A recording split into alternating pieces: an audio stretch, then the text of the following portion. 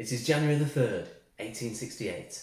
A young boy, only 15 years old, stands nervously in front of a group of rebels. He slowly opens his mouth and utters the following words.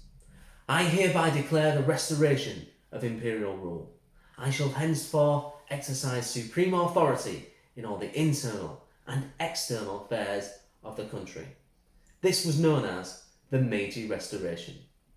The Meiji Restoration, spelled M-E-I-J-I, was the return of the Emperor of Japan as the leader of the country. In this lesson, we will look at what life was like before 1868, the causes of the Meiji Restoration, the consequences, and why this event was so important in the course of modern Japanese history. If the Meiji Restoration was so important, then what did it change? Well, in 1603, Japan was unified by a man called Tokugawa Ieyasu. Ieyasu was not an emperor though, he was what you call a shogun. The Japanese word shogun translates as general of the army. The Tokugawa regime focused on re-establishing order in social, political and international affairs after a century of civil war. They created a feudal system of lords of each area called daimyo, who were limited in power and subject to the shogun. Subject to these lords were the world-famous sword-wielding samurai, and subject to the samurai were common folk and peasants. The shogun also faced another problem at this time, Christianity. In its efforts to close Japan off from this damaging foreign influence, the Tokugawa regime prohibited trade with Western nations and prevented Japanese merchants from leaving the country and trading abroad. With the Act of Seclusion in 1636, Japan was effectively cut off from Western nations for the next 200 years. However, this closed country policy came crashing down in 1853 with the arrival of American Commodore Matthew Perry and, of course, his warships.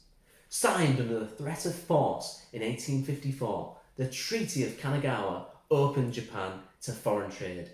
Many Japanese saw the treaty as a sign of weakness. Outrage over appeasement to the foreign powers was a catalyst for political power shifting from Edo, where the shogun was based, to the imperial court in Kyoto. The opposition of Emperor Komei to the treaties further lent support to the overthrow the shogunate movement and eventually to the Meiji Restoration.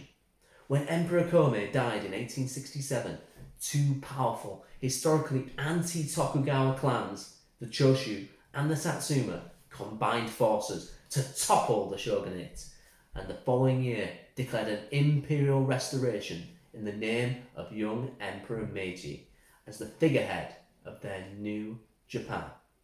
So, what happened after the Meiji Restoration was declared? Well, the first action taken by the new government in 1868 was to relocate the imperial capital from Kyoto to the shogunal capital of Edo, which was renamed what we call now modern-day Tokyo. This means Eastern Capital. That was followed by the dismantling of the old feudal regime after the defeat of the last shogun in 1869. By 1871, the daimyo's domains were officially abolished and replaced by a prefecture system which is still in use in Japan today. All feudal class privileges were abolished as well. That same year, a national army was formed, which was followed in 1872 by the introduction of universal education for everyone. So, by the early 20th century, the goals of the Meiji Restoration had largely been accomplished. Japan was well on its way to becoming a modern, industrialised country.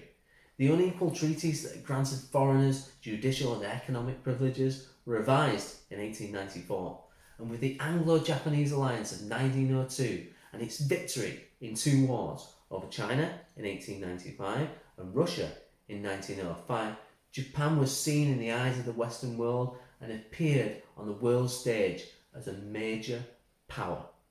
All of this would not have been possible without the Meiji Restoration of 1868.